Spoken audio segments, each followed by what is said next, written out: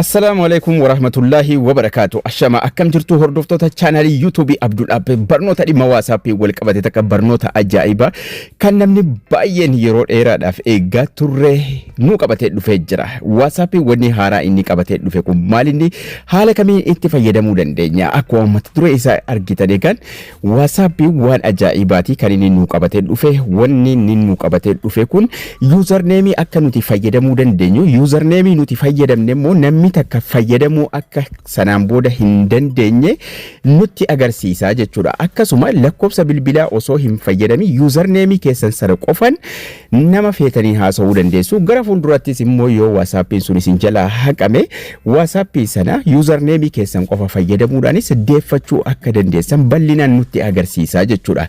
Kanaafuu bal'inaan waan WhatsAppiin kun nu qabatee dhufe username jechuun egaan maqaa keessan aatiidhaan qofa akka lakkoofsa bilbilaatti fayyadamuu dandeessu jechuudha. Fakkeenyaaf @abdulaab waan jedhu username ki WhatsApp kiyyaa yoon godhadhe sanaan booda namni biraa maqaa kana fayyadamuu hin danda'u. Anis kanuma qofaanin namaan dubbachuu danda'a. Namnis kanuma qofa fayyadamuudhaanis naqunnamuu danda'a jechuudha. Keessattuu namni yeroo naa barreessu lakkoofsa bilbilaa mul'isuun isaa ni hafaa jechuudha. Kana jechuun jedhee maqaa nama sanaa qofaan waan namni sun ittiin moggaafate qofaan waliin dubbachuu eegallaa jechuudha.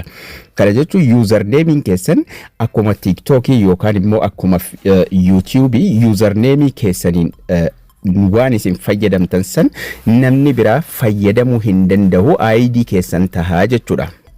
Kanaafuu waan baay'ee bareedaa ta'e waan namni kamiyyuu yeroodhaan sirreeffachuu qabu keessattuu maqaa ta'e ni qabdu taanaan yeroodhaan sirreeffattanii yookaan immoo maqaa sana seetingii keessatti guuttachuu qabdu. Sanaan namni biraa isinirraa fayyadamuu isaanii mala jechuudha. Kan walii ilaalu ta'a akkaataa itti guutanu obboleeyyan chaanaalii yuutuubii kanaaf haarayaa taatan viidiyoon nuti yeroo mara maxxansinu akka isin qaqqabuuf sabskraayibiin kun gurraacha'ee jira taanaan sabskraayib gochuudhaan akkasuma laayikiin sakandii xiqqoo isinitti fudhataa laayikii gochuudhaan hiriyoota keessaniifis sheer gochuudhaan haga xumura barnoota keenyaatti nu waliin tura isiniin jechaa eegan haala kamiin seetingii keessa gallee sirreeffanna isa jedhu gara aappii WhatsAppii kana seenuudhaan WhatsAppii irraa seetingii kana keessatti haala kamiin maqaa keenya itti guutuu dandeenya, maqaa keenya itti galchuu dandeenya, ID keenya godhachuu dandeenya osoo namni maqaa isin barbaaddan sana isin jalaan fayyadami yeroodhaan itti guuttachuu qabdu jechuudha. WhatsApp irra seenuudhaan tuqaa sadan gubbaa tuquudhaan gara seetingii adeemna. Seetingii kan jedhu ni jira. Seetingii irra tuqannee gara seetingii seenuudhaan erga seetingii irra seentanii booda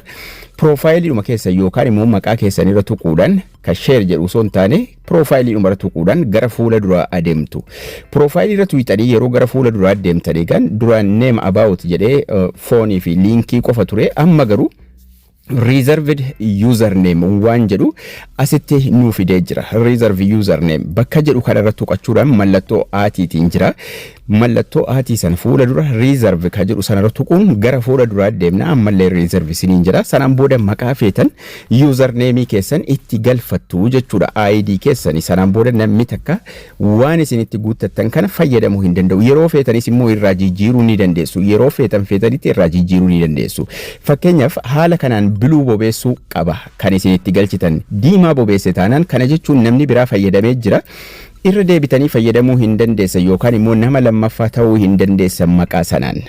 Kanaafuu diimaa yoo isinitti bobeesse namni biraa fayyadamee jira jechuudha. Kanaafuu waan takka itti dabaluu qabdu yookaan immoo waan irraa hir'atu irraa hir'isuu qabdu jechuudha.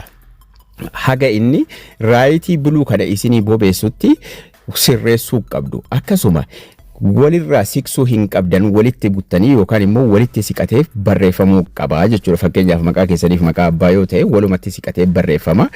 Gidduu isaa banaa kaa'uu hin qabdan yookaan walirraa siqsuu hin qabdan. Sanaan booda seevii godhattu jechuudha. Kun username keessanii bakka lakkoofsa bilbilaa bu'uudhaan isin fayyada jechuudha. Wanni kun kanaan booda username keessanii maaliif torban dhufu keessa eegala.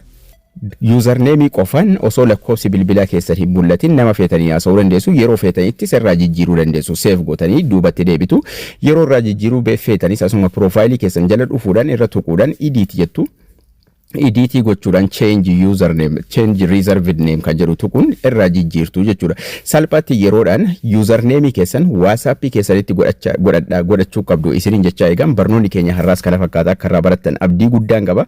Like, share warri haaraa taatan subscribe gochuu hin dagatinaa isiniin jechaa haga barnoota kutaa itti aanu walitti deebinutti turtii gaarii.